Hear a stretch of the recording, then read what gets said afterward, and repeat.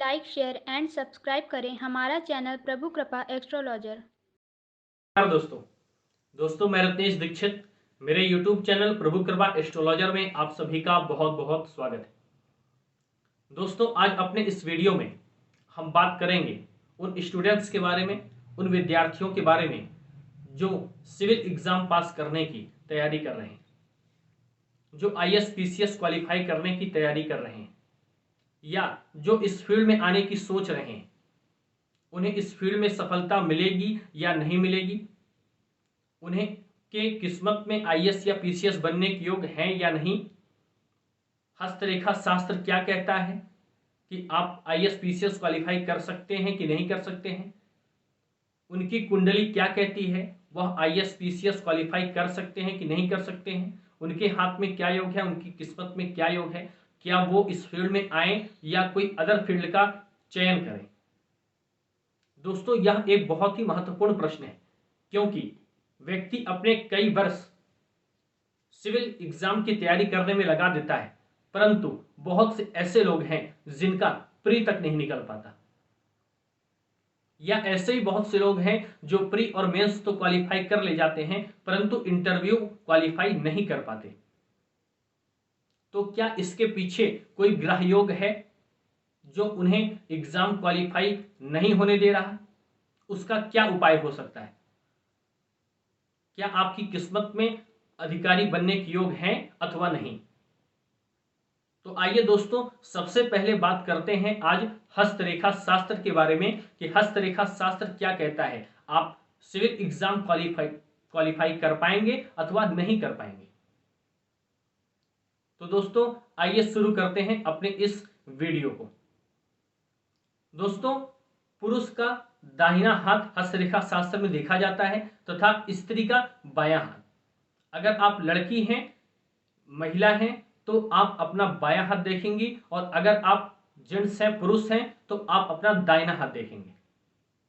दोस्तों कुंडली में सूर्य का मजबूत होना प्रशासनिक अधिकारी बनने के लिए बहुत ही ज्यादा महत्वपूर्ण है।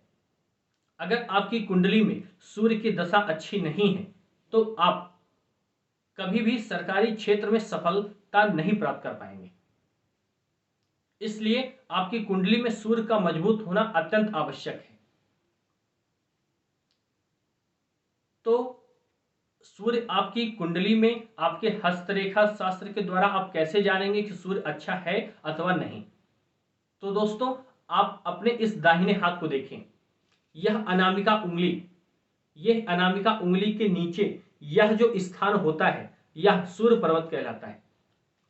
यदि यह सूर्य पर्वत उन्नत दृष्टि का हो, इस पर शुभ योग हो, तो आपका सूर्य अच्छा होगा, आपकी कुंडली में भी सूर्य अच्छा होगा, आप प्रशासनिक अधिकारी बन सकते हैं। सूर्य ही है जो पद, पिता, पैसा, प्रतिष्ठा का सुख दिलाता है। तो दोस्तों ये तो सूर्य पर्वत की बात हो गई। दोस्तों इसी पर्वत पर आप अगर ध्यान से देखें तो एक रेखा होती है जिसे सूर्य रेखा कहा जाता है। बहुत से हाथों में यह रेखा नहीं भी होती है, परंतु यदि आपके हाथ में सूर्य रेखा है, आपका सूर्य पर्वत अच्छा है, सूर्य रेखा को बहुत सी रेखाएं काट नहीं रही हैं, वह दुर्बल नहीं है, स्पष्ट रूप से है, तो आप सिविल एग्जाम की तैयारी करें, आपको सफलता मिलेगी। परंतु मात्र यही एक योग नहीं है, इसके साथ ही साथ आपको अपनी मस्तिष्क रेखा को पर भी ध्यान देना होगा। अगर आपकी मस्तिष्क रेखा उन्नत दृष्टि की है तथा उसके साथ सूर्य रेखा आपकी उन्नत दृष्टि की है, उसको कोई रेखा काट पीट नहीं रही है, वह हाथ में उभरी हुई दिखती है, स्पष्ट रूप से समझ में आ रही है, तो आप सिविल एग्जाम की तैयारी अवश्य करें, आपको निश्चित रूप से सफलता मिलेगी।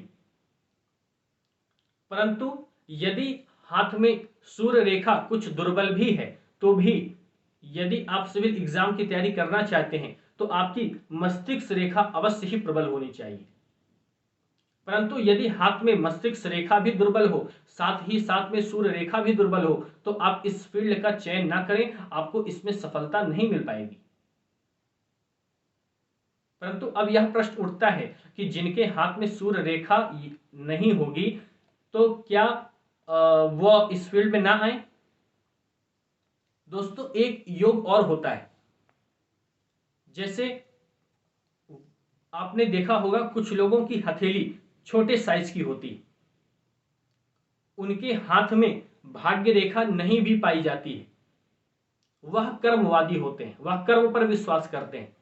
आप उनसे भाग्य की चर्चा करेंगे तो वह भाग्य को स्वीकार नहीं करेंगे, वह कर्मवादी होते हैं। उनके हाथ में यह भाग्य रेखा, जिसे धन रेखा भी कहा जाता है, वह नहीं होगी, परंतु उनके हाथ में मस्तिष्क रेखा उन्नत दृष्टि की होगी और उनके सभी चंद्र, मंगल, बुध, ये सभी सूर्य, शनि, गुरु, राहु, शुक्र, ये सभी ग्रह पर्वत या इसमें से अधिकतर ग्रह उनके उठे हुए होंगे, ग्रह पर्वत उनके उन्नत दृष्टि के होंगे, जो यह बताता है कि यह व्यक्ति अगर साथ में ग्रह उन्नत दृष्टि के हों, ग्रह पर्वत और मस्तिष्क रेखा अच्छी हो, तो भाग्य रेखा अगर ना भी हो या सूर्य रेखा कुछ दुर्बल भी हो, तो भी आप इस फील्ड में आ सकते हैं, इस फील्ड का चयन कर सकते हैं, आपको इस फील्ड में सफलता मिलेगी। परंतु यदि आपके हस्तरेखा शास्त्र के द्वारा यह कोई भी शुभ योग ना हो, तो आप इस फील्ड का चयन ना करें। दोस्तों अब बात आती है कुंडली के बारे में। मान लीजिए आप हस्तरेखा के द्वारा इन चीजों को नहीं जान पाते हैं, तो आप कुंडली के द्वारा कैसे जानेंगे? दोस्तों कुंडली में जैसा कि मैंने आपको बताया, कुछ प्रमुख ग्रह जैसे कि ज्योतिष शास्त्र में सूर्य और गुरु सफलता कारक ग्रह होते हैं, उसमें भी प्रशासनिक अधिकारी बनने में, पद प्रतिष्ठा प्राप्त करने में, सरकारी पद प्राप्त करने में सूर्य का बहुत ही अधिक योगदान होता है। यदि आपकी कुंडली में सूर्य प्रबल योगों के साथ बैठा हुआ है, शुभ ग्रहों की उस पर दृष्टि है, केंद्र में है, प्रबल योग है, किसी नीच ग्रह की दृष्टि नहीं है, शनि राहु आदि की दृष्टि से वह बचा हुआ है, पापक ग्रहों के मध्य में नहीं है, सूर्य प्रबल है, तो आपको इस फील्ड में, सरकारी क्षेत्र में प्रशासनिक अधिकारी बनने के लिए आपको प्रयास करना चाहिए, आपको इस फील्ड में सफलता मिलेगी।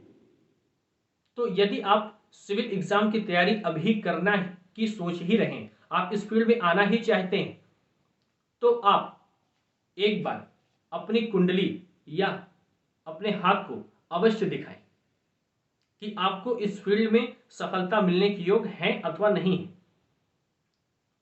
अगर आपकी कुंडली बनी हुई है तो आप कुंडली हमें दिखा सकते हैं, हमारे वीडियो में जो नंबर आपको शो हो रहा है आप उस पर हमसे सीधा संपर्क कर सकते हैं।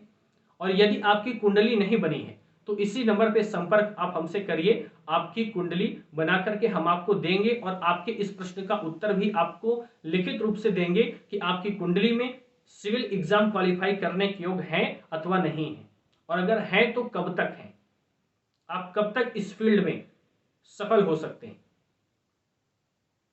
तो दोस्तों परेशान ना हो, आप अगर इस फील्ड में आना चाहते हैं या आ चुके हैं और आपको सफलता नहीं मिल रही है, तो आपके सफलता के योग कब तक हैं, यह सब जानने के लिए आप हमसे संपर्क करिए, हम आपकी हर समस्या का समाधान अवश्य करेंगे। तो दोस्तों हमारा ये वीडियो आपको कैसा लगा कमेंट बॉक्स में जरूर बताइए, तथा वीडियो को लाइक और शेयर करना तथा चैनल को सब्सक्राइब करना मत भूलिएगा। जय श्री वेणी माधव।